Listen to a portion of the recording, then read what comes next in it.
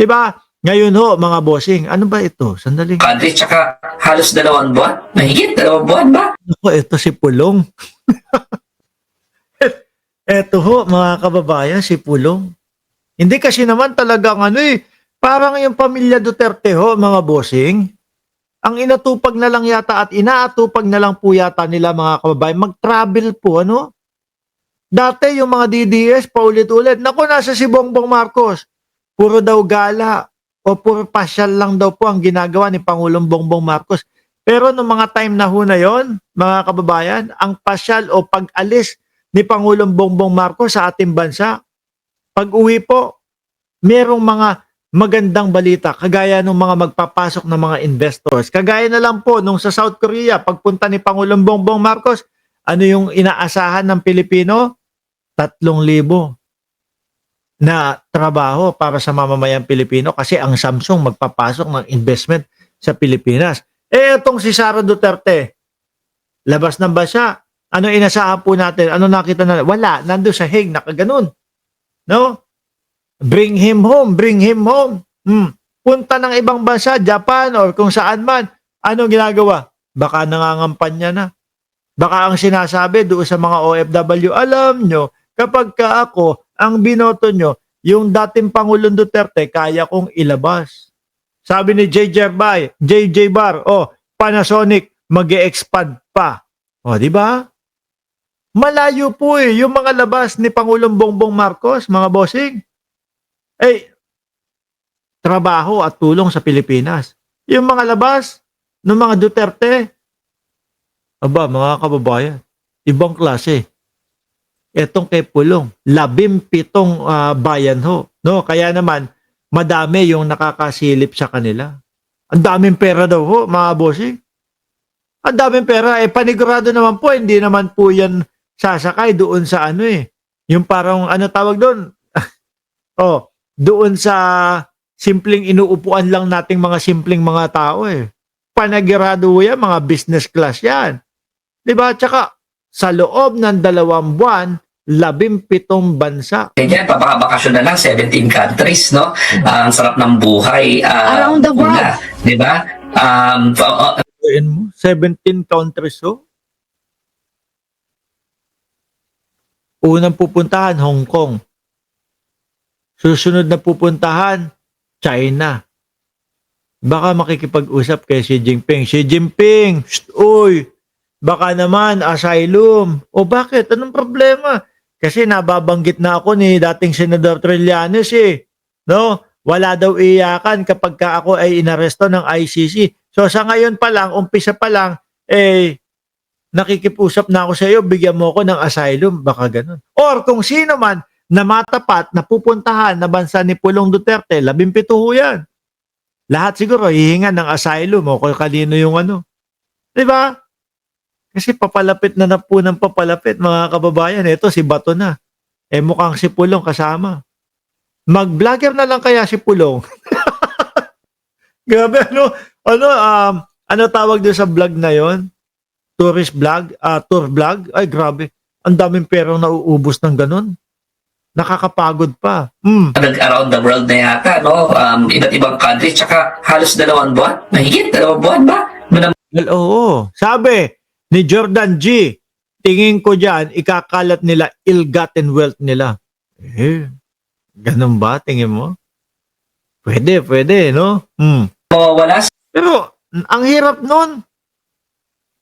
Ang hirap nun, may hilo ka nun no?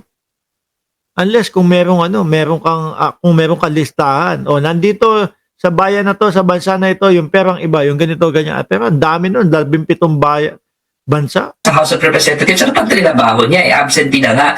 Absent. Biruin mo, mga bossing, kung yan ang papalit para maging House Speaker. Anak ng tokwa. House Speaker, nasan yung House Speaker? Andun po, nasan? Namamasyal. Kaya po, sabi nga natin mas babagay po kay Boss Pulong yung doon na lang po sa beer house speaker ho. Total naman, mas nakikita pa siya doon sa mga beer house, mga kababayan. habang sumasayaw-sayaw ng ganon doon sa mga kababaihan doon, di ba? Hmm. Absent na nga itong si Pulong, no? Nakakapagtaka lang na ang dami niyang oras mag-around the world, pero yung pumunta sa ICI, hindi niya matugunan. Naku po, isa pa yan. Sabi ni Pambansang Nanay Survivor, buti na lang, hindi live. We, hindi napansin. Nakakarating ko lang. We, no, shout out o sa'yo.